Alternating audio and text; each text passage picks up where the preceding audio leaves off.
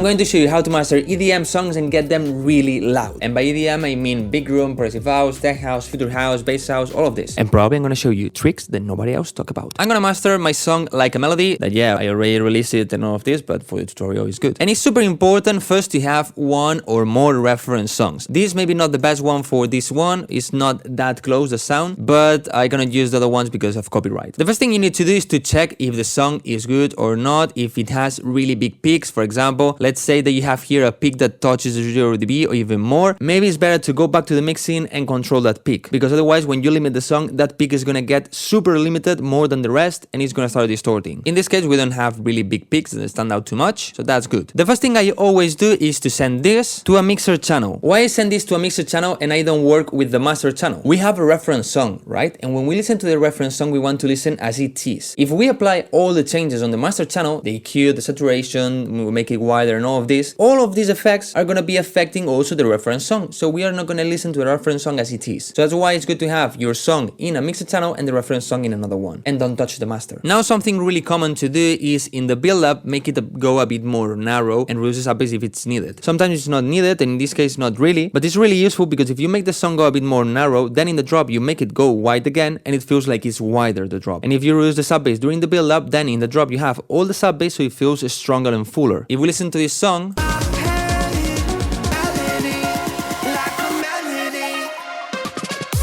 it already has like a cut on the sub bass at the end of the build up, but maybe you can make it go a little bit more narrow before the drop. And of course in the drop, bring it back again. But as you can see, it doesn't go that mono. It's 20%.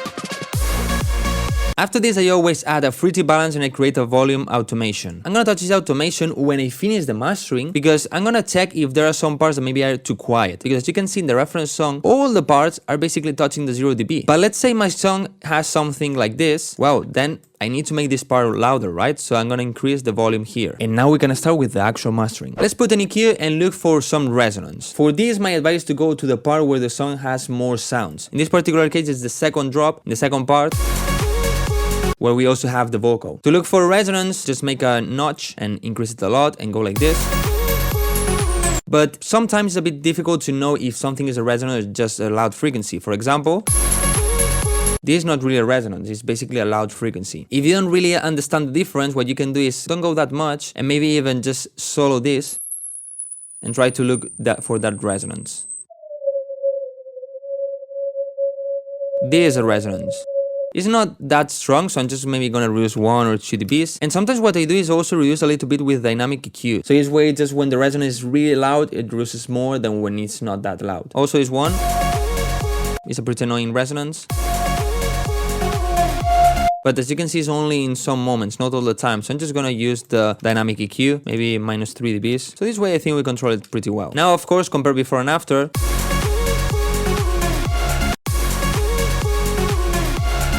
This one is still a bit annoying, so maybe, yeah, it reduces like minus 2.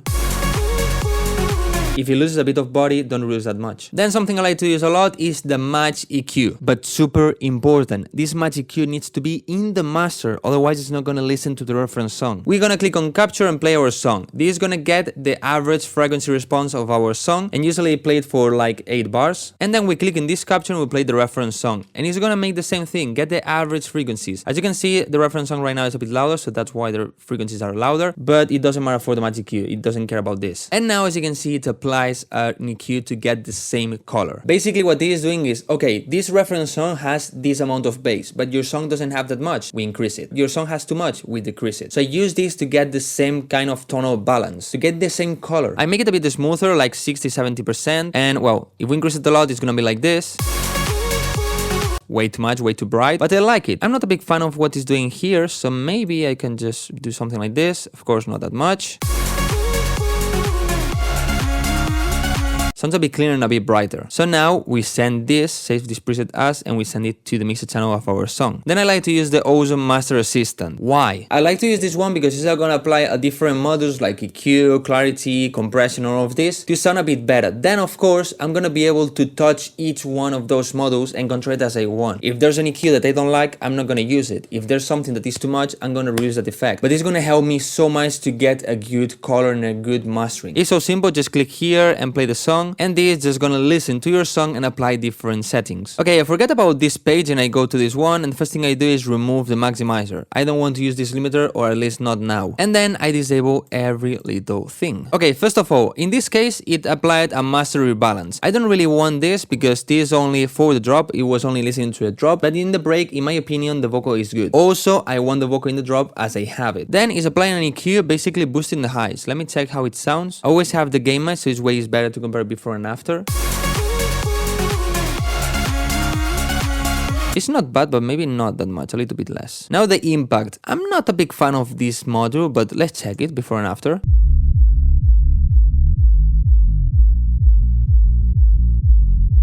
It's not really doing a lot, in my opinion. This is a bit tighter. This is more kind of loose, but nah, I'm just not gonna use it. Just check if you like it, and if you like it, just use it. But in this case, no, not really. The imager, I'm gonna leave it for the end. Let's check the clarity. The clarity, what it's gonna do is make the song more clear, with more clarity. To check this, I always put it to the max and check what it's doing. This is too much. Somewhere around here, and let's check if I reduce it.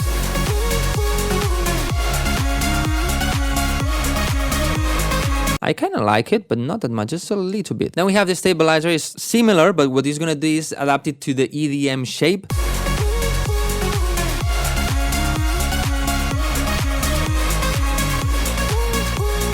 Not really doing a lot, I'm not gonna use it. Then the dynamic EQ, this one is so good. What the AI of Ozone 11 is doing is first it analyzes the entire song, then it boosts the volume with the maximizer, and then after this it applies the dynamic EQ to avoid distortion. So this dynamic EQ that it did is to avoid the distortion in the master, so it's so good. But of course, always use your ears and choose what you prefer. Yeah, here there was a resonance, so it's good, maybe not that much. Okay, I'm just gonna leave it. I don't really want the one in the highs because I want to keep the brightness. Now I'm gonna add a new model that is not here, and is the exciter. A loud song feels loud because our ears tell us that it feels loud. If you have just one sine wave, one frequency, even if you have it at really loud volume in decibels, it's not gonna feel loud because it's not a full sound, it's just one frequency. So to get something really loud, what you need to do is to cover all the frequency spectrum, and the more frequencies, the louder it's gonna feel. So the exciter is gonna help us with this. We're gonna saturate a little bit each band to make it sound a bit fuller, and if it sounds fuller, it's gonna feel louder. I'm gonna enable the 4 bands. I'm gonna click on learn and play the song, and this what it's gonna do is check where is every band. Alright, so let's check the sub bass. Maybe this is a bit too high, more like this. There are a lot of modes, usually like more the triad. I just distort a lot to see what it's doing. Choose the one you prefer. I'm gonna choose a triad, but of course not that much. Just a little bit. And not that much. It feels a little bit fuller. Let's do the same thing in the mids.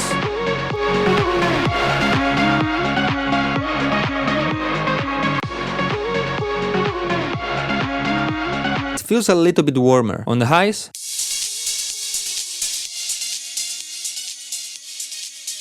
the ones are pretty good, so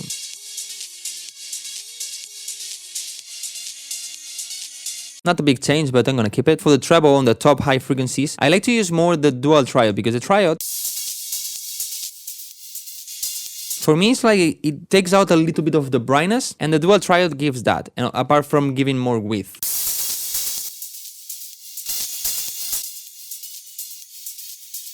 And now what you need to do is to check just before and after.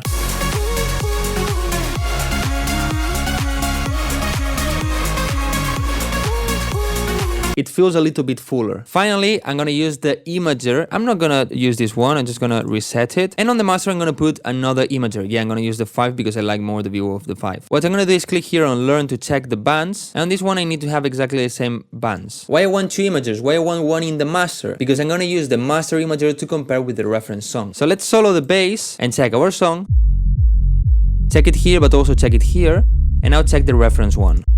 As you can see, the reference song is a bit more narrow than our song. So I'm gonna go here and gonna make it a bit more narrow. But this is my advice. Don't go 100% mono. Everybody tells you that the sub bass needs to be in mono. My opinion is no. In my opinion, if you make genres like progressive house, future house, tech house, where the kick is some punchy thing like clean, have that kick in mono. And the sub bass line, have it in mono. If you check hardstyle songs, sometimes the sub bass of the kick is a bit wide. If you check trap music, also the sub bass or the 808 sometimes is wide or even in the sides. But for these genres, usually is in mono. But the kick and the sub bass line, not the sub frequency range. If we check here, this band, as you can see, is not a brick wall cut. It goes until this point here that probably is around 200 Hz. So here in this part, we have the kick and the sub bass, but we also have the mid bass, the lead, the part of the vocal. So we don't really want all of these go fully mono. And if you compare with reference songs, you're gonna realize that it's not completely fully mono. So my advice is to maybe go a little bit more like this. And if you want to be at mid more secure that it sounds good, we can open a Pro Q3, cut all the bass like around here, and put this only for the sides. So we make sure that all of this, that basically is the kick and the sub bass line, is in mono, but we are not really affecting this part here that has vocals, leads, mid bass, and so. Let's check now the mids.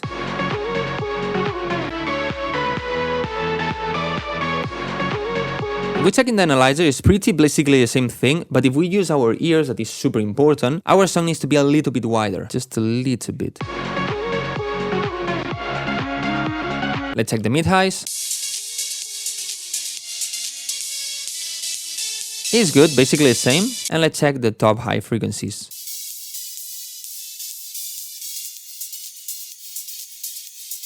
Maybe you can go a little bit wider. Now, of course, check before and after.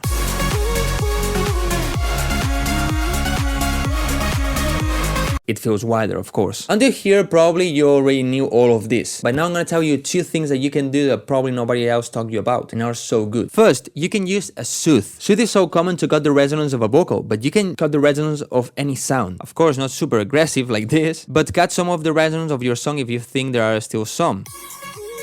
Okay, maybe a bit higher selectivity, more sharp sound, not that much. Reduce the mix. And check before and after if you like it or not. Another thing you can do is to use it more as the clarity function of the Ozone, making it less sharp, basically on 0. This way it's gonna be more like a multiband compressor or something like this.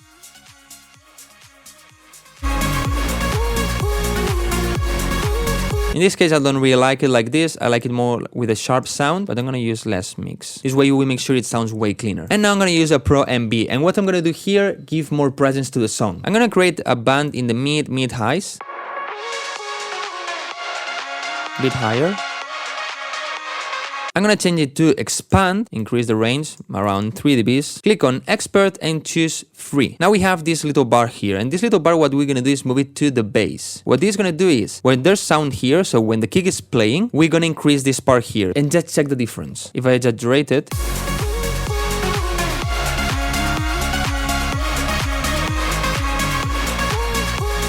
don't go too crazy, go 1-2 dBs before and after.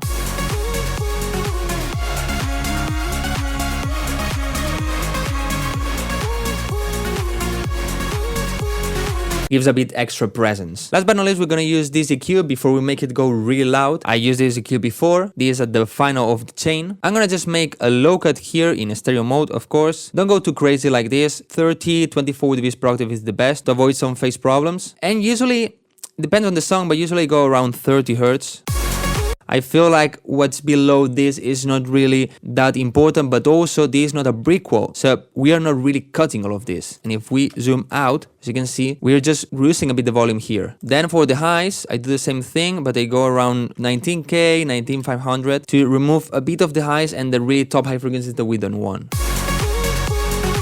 Finally, in this EQ, I adjust a little bit if it's needed, maybe if it sounds a bit muddy.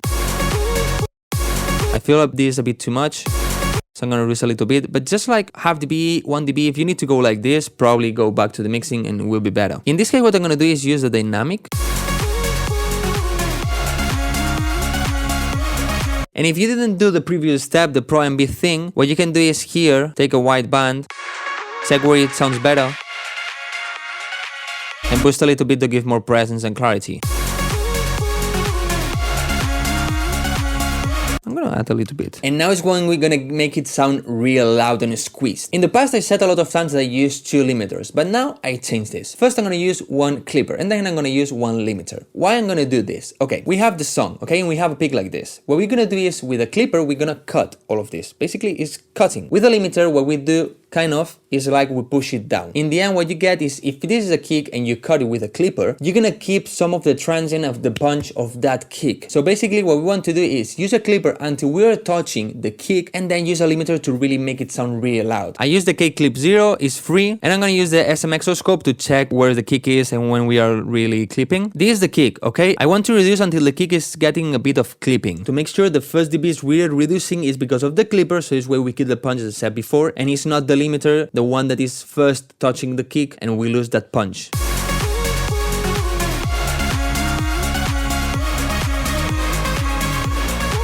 I think this is enough for clipping. And finally, I'm gonna use the invisible limiter. First click here, so this way when we increase the volume, we keep the same output gain and we can see better difference. Basically, what I'm gonna do is increase it until it distorts. Now that it is distorting a lot, I reduce it. One tip, focus on the distortion of the kick.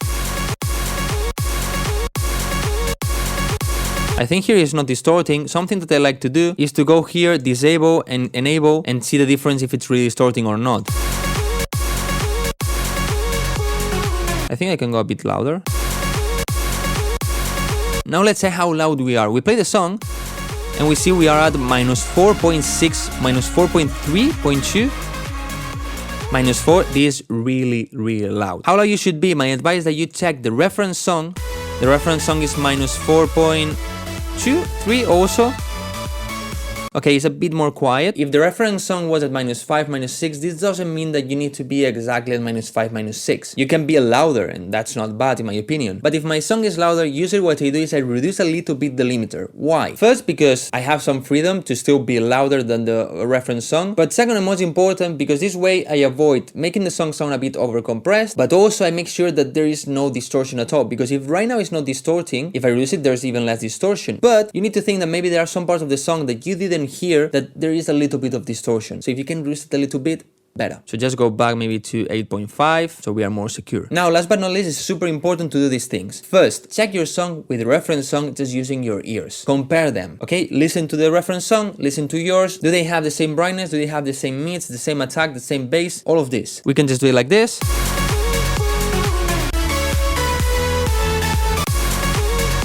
For example, on this one, the mid bass is way more present, so you can go back to the mixing and solve it. You can leave it like this. That's why I always have 2 or 3 reference songs, so it's way I compare with all of them and I choose what fits better in my song. You can use a span, especially to check the bass. The reference song, the bass is around here, -30 dBs. So let's check my song. It's a bit more quiet. Well, here it reaches.